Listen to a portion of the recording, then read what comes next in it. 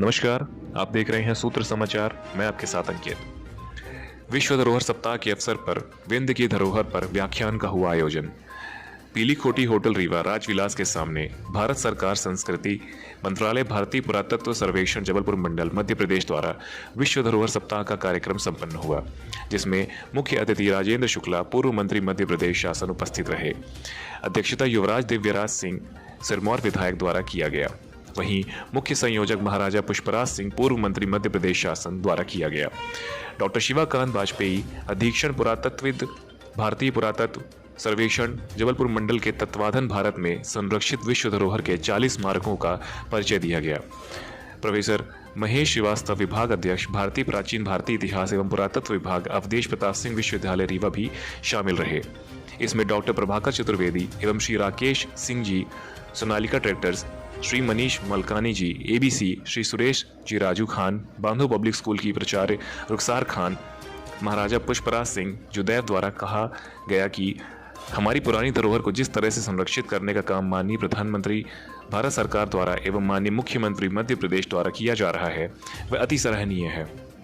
उन्होंने यह भी कहा कि इससे हमारे यहाँ के बच्चों को अच्छा रोजगार का अवसर मिल सकता है।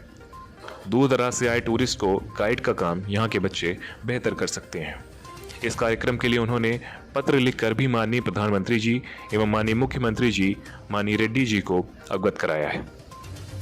आइए आपको सुनाते हैं विश्व धरोहर को लेकर मुख्य अतिथियों का क्या कहना है। हमारे यहाँ जैसा अभी प्रेजेंटेशन दिखाया के माध्यम से मुझे भी इतनी जानकारी नहीं थी कि बांधवगढ़ नेशनल पार्क के अंदर इतनी विश्व स्तरीय धरोहरें हैं जो लोग उसको ठीक से देख नहीं पा रहे हैं। और विश्व धरोहर के प्रति कितना आकर्षण होता है, जो लोग मतलब के शौकीन हैं, चाहे देश के अंदर के टूरिस्ट हो चाहे विदेश के हो, वो इस प्रकार के मॉन्यूमेंट को देखने के लिए पागलपन की हद तक बेचैन रहते हैं और उसको देख के बहुत प्रसन्न होते हैं, बड़े संतुष्ट होते हैं। और टूरिज्म को, जैसा देवराज जी ने कहा कि टूरिज्म को बढ़ाने के लिए एक और जहाँ हमारे तीन नेशनल पार्क है, व्हाइट टाइगर सफारी है और देव कोठार है, वाटर फॉल्स है। धार्मिक टूरिज्म के इतिहास से भी हमारा मैहर धाम और चित्रकूट धाम है। उसके साथ साथ यदि इन चीज़ों को भी हमने ठीक से जनता दुनिया के सामने रखा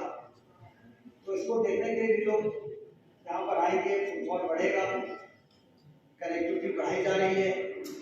आसान रीवा में लोग आ सके, आसानी से इसकी व्यवस्थाएं की जा रही है। तो एक और जहाँ औद्योगिक क्रांति की जरूरत है, वहीं पर यदि पर्यटन की क्रांति हो जाएगी तो हमारा इलाका प्रदेश नहीं देश में सबसे बेहतर और सबसे आर्थिक रूप से शक्तिशाली इसलिए हमें हर शब्द में काम करने की जरूरत है। प्रणाल पटेल जी का भी इसमें मेंशन करना बहुत आवश्यक है, क्योंकि उन्होंने ही हमारे रीवा को और इस पूरे क्षेत्र को, जो मेरे ख्याल से एक महाकौशल क्षेत्र हम कहें, जिसमें रीवा जबलपुर और ये सभी हमारे क्षेत्र जो जोड़े जाते हैं, इसका अलग से उन्होंने कल्चरल डिपार्टमेंट के माध्यम से अलग यहाँ पर सेंटर जबलपुर में खोलने का जो उन्होंने प्रयास किया, उससे आज ये शुरुआत हुई है कि हमारे विंध्य के और सभी यहाँ इस पूरे क्षेत्र के जो पुराने हिस्टोरिकल साइट्स थे, स्मारक थे, कहीं ना कहीं हमारा ये पूरा रीजन 2-4 साइट्स, अगर वो खजुराहो भी हम मानते हैं कि अगर केवल एक ही चीज अगर पूरे क्षेत्र में हो तो केवल खजुराहो ही एक तरीके से प्रसिद्ध था, लेकिन और भी बहुत सारी साइट्स जो अनटच थी, जिनके बारे में जानकारी नहीं थी, हिस्टोरिकल डॉक्यूमेंटेशन नहीं था। ये सब चीजों के लिए बहुत महत्वपूर्ण था कि हमारे जबलपुर में भी इसका सेंटर खुले। और हमारा भी ये सौभाग्य है कि वाजपेयी जी जैसे एक होनहार अधिकारी वहां पर नियुक्त हुए, जिन्होंने बहुत जल्दी आकर के पूरे क्षेत्र में भ्रमण करके कई सारी साइट्स को डिस्कवर भी किया है और आने वाले भविष्य में भी बहुत सारी साइट्स को डिस्कवर करके इस पूरे क्षेत्र को आर्कियोलॉजिकल जो हिस्ट्री है उसको उजागर करने का आप काम करेंगे। निश्चित रूप से इस पूरे विंध्य का और पूरे क्षेत्र का इससे बहुत बड़ा लाभ हम लोग को प्राप्त होने वाला है। दोस्तों, हमारे ये विंध्य और ये पूरा महाकौशल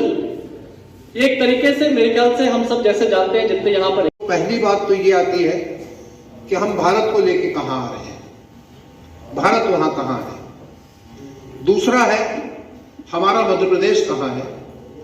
और तीसरा है हमारा विंध्य क्षेत्र वहां कहां है। तो अगर कहा गया है कि हम थिंक ग्लोबल करें, भले रहे लोकल,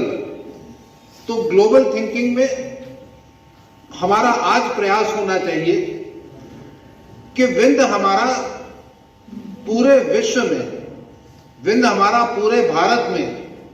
कैसे उदीयमान हो सकता है,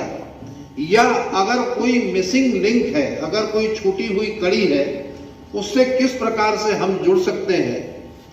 उसकी अगर संरचना करनी है, तो मुझे लगता है कि आज जितने लोग यहाँ विराजमान हैं ये सबसे उपयुक्त लोग हैं। और बात यहाँ उद्भूत होती है कि विंध्य क्यों, या कहा जाए विंध्य क्यों नहीं, या कहा जाए विंध्य क्यों नहीं हुआ। तो जवाब कहीं ना कहीं ये मिलता है कि नर्मदा के ऊपर, नॉर्थ ऑफ नर्मदा और साउथ ऑफ गंगा, जो इतिहास रहा है, आदरणीय श्रीवास्तव जी हमारे बीच में है, वो इतना ज्यादा प्रचलित नहीं हो पाया। अन्यथा जैसे आदरणीय मोदी जी ने अभी कहा है, और मैं उस शब्द को बड़ा मार्मिक शब्द मानता हूं, उन लाइनों को बहुत ही मार्मिक लाइन मानता हूं कि जब वो माना गांव गए, जो उत्तराखंड में अंतिम गांव कहा जाता है, या